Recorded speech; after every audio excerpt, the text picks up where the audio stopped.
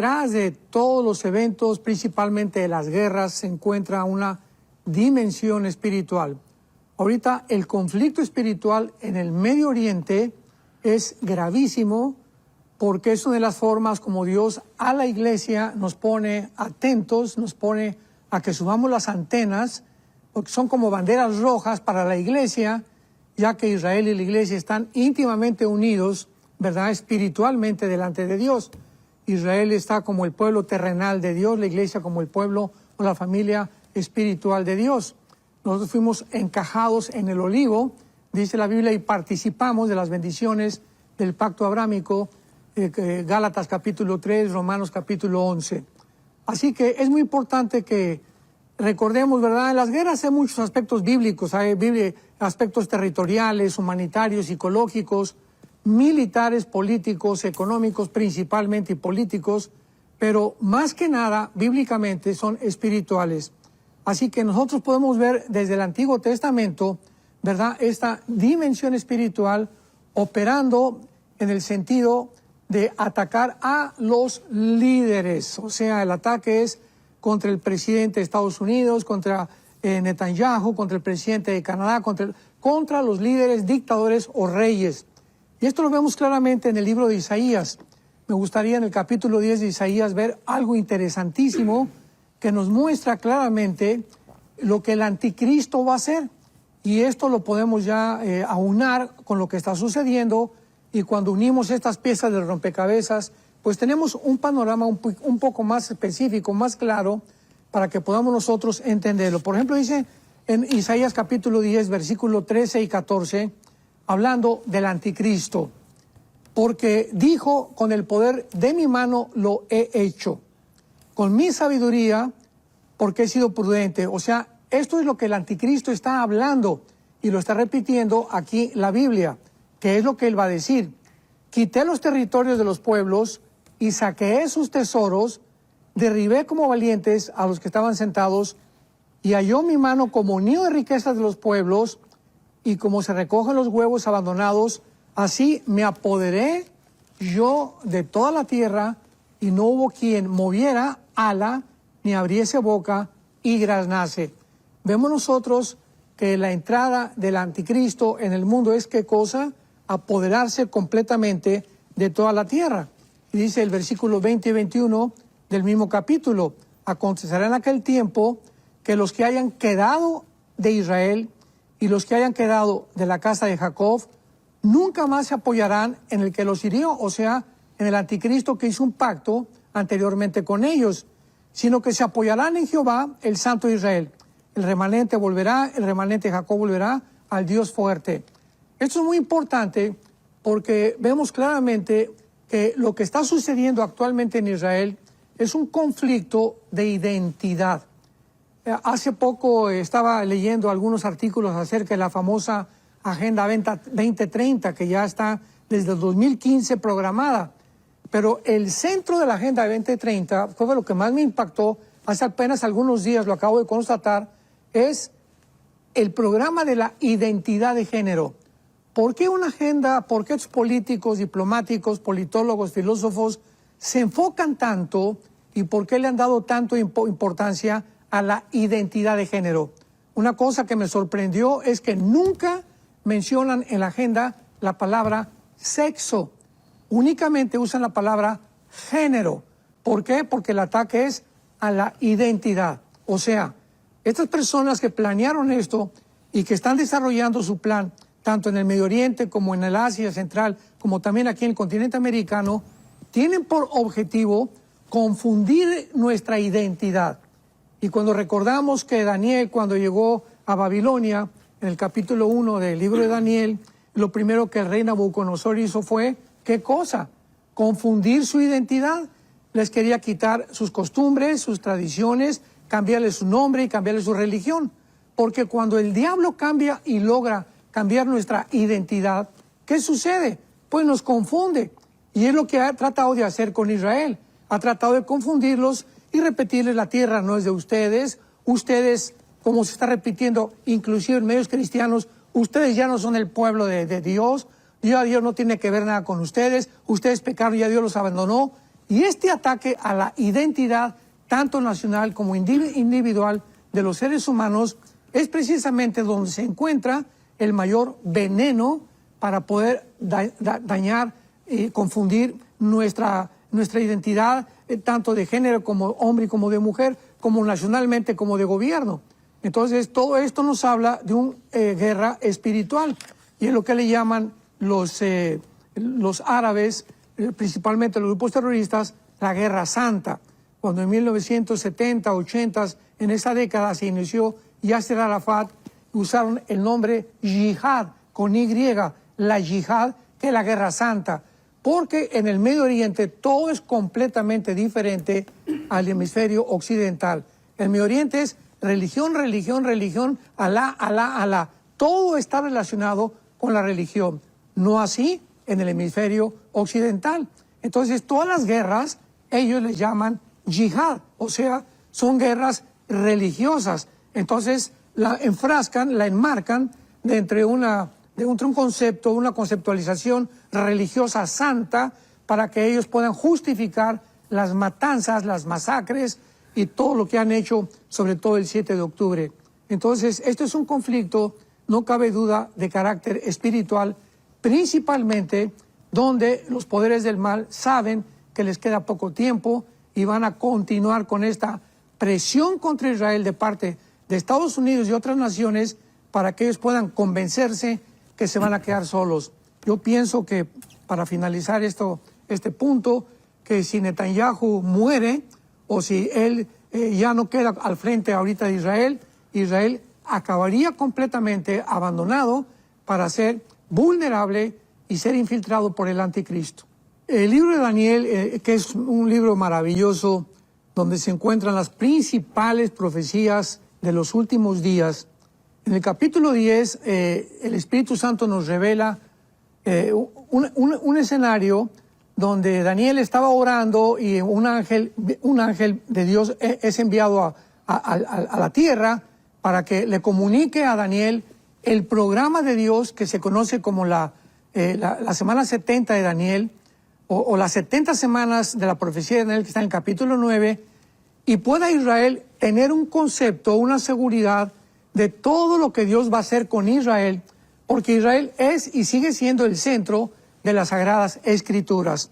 Entonces, en el capítulo 10 vemos nosotros de qué forma estas entidades espirituales, que se llaman en el Nuevo Testamento, Efesios 6:12, principados satánicos, gobernadores de las tinieblas, han operado en todos los imperios del pasado, comenzando con el imperio egipcio, que fue el primero que persiguió a Israel, el imperio asirio, babilónico, los medos persas, los griegos y los romanos. Estos principados invisibles que el mundo todavía no se da cuenta, y pocos cristianos han podido crear conciencia de esta realidad, son los que están operando en todo aquello que se desarrolla en el mundo, como las guerras espirituales. Por ejemplo, en Daniel 10 dice el versículo 13, que cuando Daniel comienza a orar, se le aparece el ángel Gabriel y le dice el versículo 12 a Daniel 10:12, no temas, desde el primer día que tú dispusiste tu corazón a entender y a humillarte en la presencia de tu Dios, fueron oídas tus palabras. Y yo he venido a causa de lo que tú has orado. Mas el príncipe del reino de Persia, o sea, el Sahar Malkut en el hebreo, que significa el principado o el satánico que gobernaba en aquel tiempo lo que es actualmente Irán. Esto es importantísimo porque Irán vuelve otra vez a cobrar publicidad y ahora sí comienza el mundo a hablar y a mencionar mucho más más renombre de la nación de Irán. ¿Por qué? Porque fue el principado que se opuso en tiempo de Daniel para que Dios no pudiera revelarle a Daniel el programa ni a su pueblo, que es Israel, cuál era el programa cronológico que tenía Daniel, Dios para ellos. Y el príncipe de Persia, ¿verdad? Dice la Biblia que se opone, dura 21 días, y tiene que entrar Miguel, el arcángel de Dios, a un conflicto en el aire, cósmico, espiritual, invisible, para ayudar a el ángel que vino de parte de Dios. Esto es increíble, porque tuvo que intervenir el arcángel, porque aparentemente el ángel que mandó Dios no podía terminar la guerra con el principado satánico, dándonos a entender el poder tan grande que tienen los principados satánicos de Satanás. Porque Satanás es el rey, ¿verdad? Allá en el área espiritual de maldad, le siguen los príncipes, que son los principados satánicos, los gobernadores de las tinieblas, y los demonios, que son los que hacen el trabajo sucio, o los soldados. Así que estamos nosotros ante un conflicto muy, muy grande en el mundo, porque si Israel ahorita es el centro de la atención, porque lo es, ahorita todo el mundo está con los ojos en el Medio Oriente. Qué interesante que la Biblia otra vez lleve al mundo secular a poner la atención en el Medio Oriente, porque ahí se vuelve a centrar otra vez la guerra espiritual, la que podemos nosotros discernir y ser dirigidos mientras pongamos atención en este tiempo que nos encontramos en las profecías bíblicas. Es importante recordar que pasaron 2000 años en el exilio de Israel, desde el año 70 después de Cristo hasta 1948, 2000 años donde Israel no tenía soldados, no tenía ejército, no tenía tierra. Y en 1948 se vuelve a unir otra vez Israel y se levanta un ejército de las armas paganas y de contrabando que les dieron en el 48 a algunas naciones para luchar contra las naciones árabes que los atacaron en el día de su independencia, el 14 de mayo de 1948. Pero en la antigüedad, toda la historia del Antiguo Testamento son guerras. Y esto es importante para nosotros como cristianos. Las guerras de Josué, las guerras la primera guerra, por ejemplo, Abraham, en el capítulo 14 del libro del Génesis, tiene una guerra contra el príncipe o contra uno de los reinados de Irán en aquel tiempo. Esto es increíble. O sea, el primero en entrar en guerra fue Abraham, ya peleando para defender la tierra. Pasó el tiempo, se formó la nación de Israel y se forma el ejército con Josué, donde entrenan el libro de los jueces, y todos son guerras porque Dios nos enseña que lo que enfrentó Israel terrenalmente, físicamente, en el Nuevo Testamento es espiritualmente. O sea, nos preguntamos, ¿de qué nos debía saber nosotros las guerras del Antiguo Testamento? Porque ilustran las guerras espirituales del Nuevo Testamento. Ahora ya no tenemos lucha contra sangre y carne, Efesios 6:12, como la tuvo Israel. Entonces ahora nuestra lucha es espiritual. Y si nosotros no sabemos pelear como peleó en el 48 Israel, se levantó y se sublevaron a el ataque que querían aplastarlos otra vez, la iglesia va a pasar exactamente lo mismo. ¿Por qué Israel no ha podido ser vencido? Porque existe Dios, y existe Dios porque existe Israel. ¿Y por qué existe la iglesia? Porque las puertas del infierno no prevalecerán contra nosotros si nosotros nos levantamos como Israel en el 48, que después de 2000 años se vuelven a subir al caballo, vuelven a tomar las armas y han tenido ahorita más de 73 años que no dejan las ametralladoras ni los rifles. Así que nos encontramos los cristianos también en un punto donde si dejamos de pelear y si olvidamos cuáles son nuestras armas de la luz y nuestras armas espirituales, vamos a ser derrotados.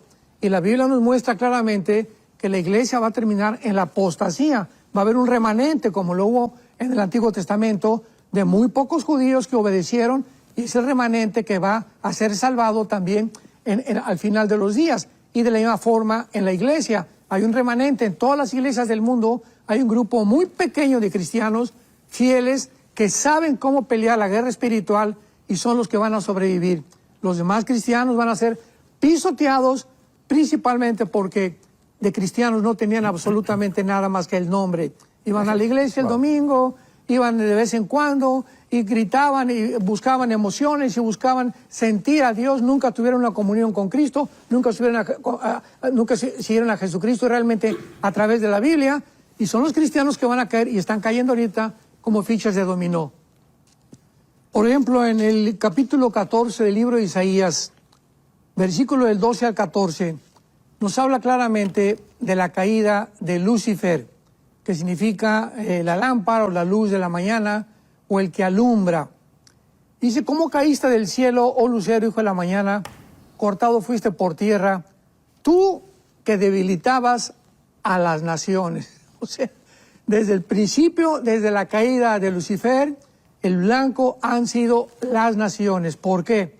Porque es más fácil a Lucifer controlar a un hombre, a un gobernante, o a un dictador, o a un rey, que a todo el pueblo.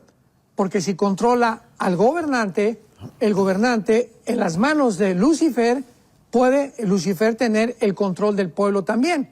Entonces, esto es lo que ha pasado en el siglo XXI también. Nos encontramos actualmente muchos gobiernos como Irán, donde la iglesia está creciendo de una forma impresionante. El pueblo de Irán está en contra de los líderes, pero los líderes, los ayatolás, son los que están atrayendo la atención del mundo, pero no el pueblo. Pasa en Cuba, pasa en Venezuela, pasa en cantidad de naciones donde los venezolanos son preciosos, los cubanos son preciosos. México es un país lindo, hospitalario, pero son los gobernantes los que están trayendo la desgracia, la explotación, lo que están haciendo que realmente los poderes de las tinieblas ataquen al pueblo.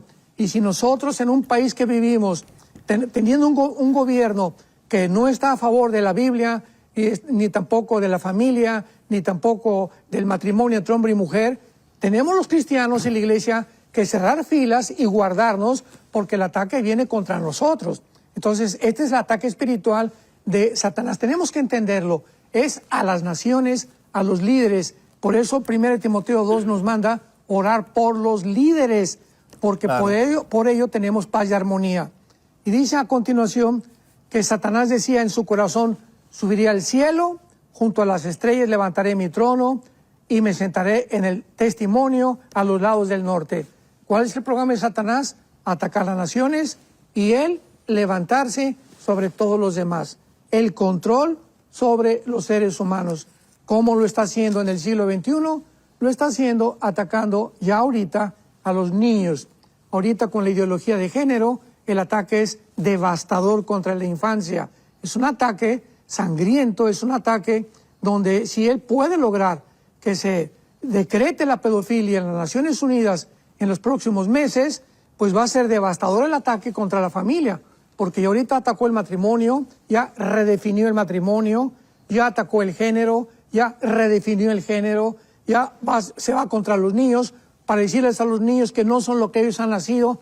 Y si no estamos conscientes de esto, y si no nos damos cuenta por dónde vienen los dardos de fuego de Satanás, pues vamos a caer.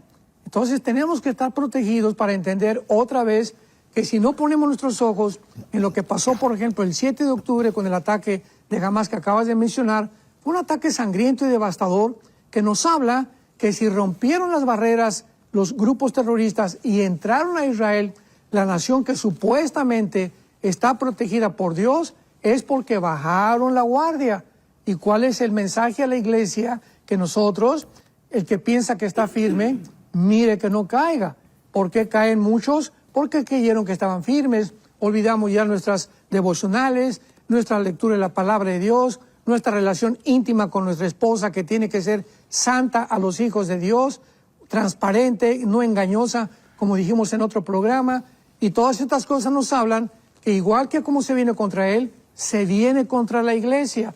Así que esta es la relación que existe, que no se puede hacer a un lado ni marginar, porque es paralelo lo que le sucede a Israel a lo que le sucede a la iglesia. Desde el primer imperio y todos los principados, todos los imperios que se han levantado, repito, asirio, egipcio fue el primero, asirio, Babilonia, Medo-Persa, Grecia, Roma, todos atacaron a la nación de Israel. ¿Coincidencia? ¿Accidente? De ninguna manera, porque aquí no hay accidente ni tampoco hay coincidencias. El blanco siempre ha sido el pueblo de Israel. ¿Por qué? Porque es el pueblo que Dios escogió para que a través de ellos sus propósitos, sus valores morales y espirituales pudieran ser difundidos en las naciones occidentales que somos nosotros. Así que ahora el occidente está contagiado y está contrarrestando este beneficio que hemos recibido del pueblo judío para volver a aplastarlo junto con el mundo oriental y ponerse de acuerdo en terminar y exterminar finalmente la nación de Israel, cosa que nunca lo van a lograr bíblicamente. Así que todos estos principados tienen como objetivo el pueblo judío. Y ahora dicen en Apocalipsis capítulo 12 que cuando Satanás vio que la mujer, ¿verdad?, se iba a esconder, entonces fue contra aquellos que siguen los mandamientos de Dios. Vemos aquí unido en el Apocalipsis al pueblo cristiano con el pueblo de Israel. ¿Por qué? Pregunta, Satanás en el Apocalipsis persigue a los judíos y a los cristianos. ¿Por qué no a los musulmanes? ¿Por qué no a los budistas? ¿Por qué no a otra religión? ¿Por qué Apocalipsis está dedicado a la persecución de judíos y de cristianos? Me refiero a los que se conviertan, desde luego, en la tribulación. Porque es el mismo odio, o sea, él sabe que estamos completamente unidos, tenemos la misma Biblia, tenemos el mismo Mesías, por supuesto, los que ellos han aceptado como a Cristo como Salvador, y tenemos el mismo fin. Vamos a reinar juntamente en el reino milenial. La primera promesa de Dios, Génesis 3:15, fue a la mujer. Tu semilla, o sea, la semilla de la mujer, va a ir en la cabeza a la semilla de la serpiente, Nahash, en el hebreo, que significa un ser de luz, un ser resplandeciente. Y la palabra que se tradujo serpiente en Génesis 3, Nahash, en el hebreo. Y la semilla de Satanás iba a herir en el calcañar o en el tobillo a la semilla de la mujer. Entonces vemos nosotros que cuando oyó Satanás esto, que venía una descendencia humana a través de la mujer, y que a través de esta descendencia humana, genéticamente hablando, vendría el Mesías, el Salvador, el que iba a darle el golpe final a él, Satanás se enfoca completamente en el Antiguo Testamento en la descendencia genética de la mujer. ¿Y qué cosa hace? Llegamos a Génesis capítulo 6, donde la Biblia nos muestra que hay una invasión de principados satánicos contra las mujeres. Esto es muy debatible, ¿verdad? Porque muchos han dicho que pues los hijos de Dios no son los hijos, no son los ángeles caídos, sino que son la descendencia de Caín, etcétera, etcétera.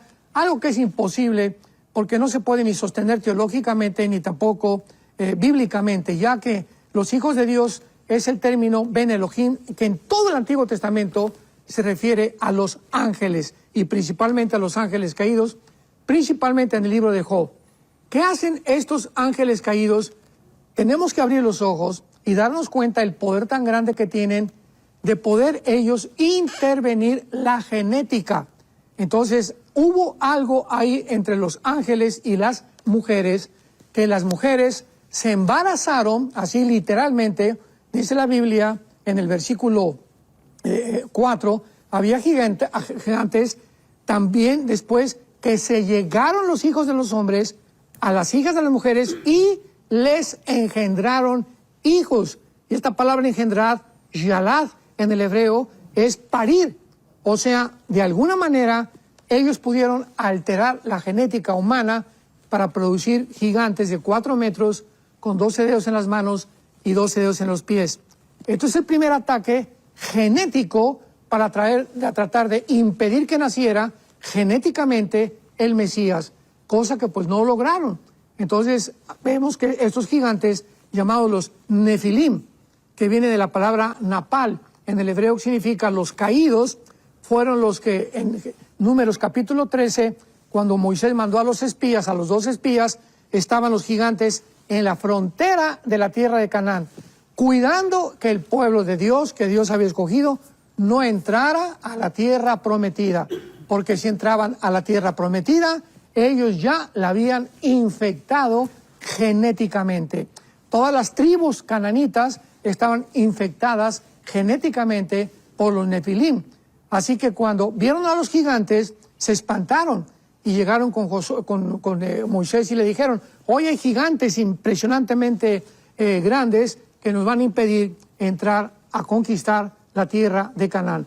Y así todo el Antiguo Testamento vemos que estos gigantes o estos Nefilim vivieron en este planeta 1000 años. El que los acabó, segunda Samuel capítulo 21 fue el rey David.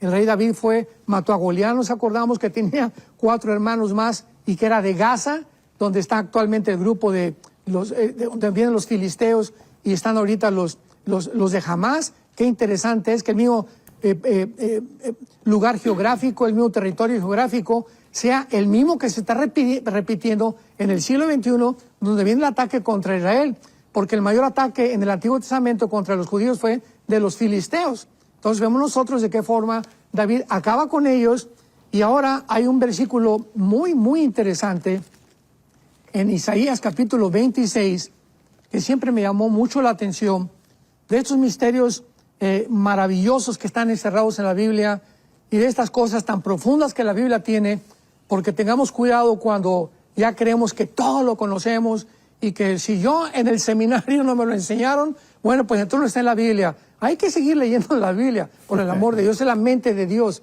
O sea, no nos pasaría ni 500 años en poder comprender las maravillas que Dios tiene para nosotros. Veamos lo que dice Isaías 26, versículo 14. Leámoslo con mucho cuidado. Esto es muy interesante porque esto nos muestra el origen de los demonios. Porque los demonios es un misterio que por mucho tiempo se ha debatido de dónde salieron. Sabemos que los ángeles creó Dios, pero los demonios, ¿de dónde salieron? Dice así: muertos son, Isaías 26, 14, muertos son, no vivirán. Han fallecido, no resucitarán, porque los castigaste y destruiste y deshiciste su recuerdo. Esta palabra muertos o fallecido es la palabra Refaim, con PH intermedia, que es el nombre de los gigantes en Deuteronomio, en el libro de los Números, en el Antiguo Testamento. Los refaitas eran los gigantes en el Antiguo Testamento, o los nepilim en el original hebreo, pero es la tribu de los refaitas que eran gigantes.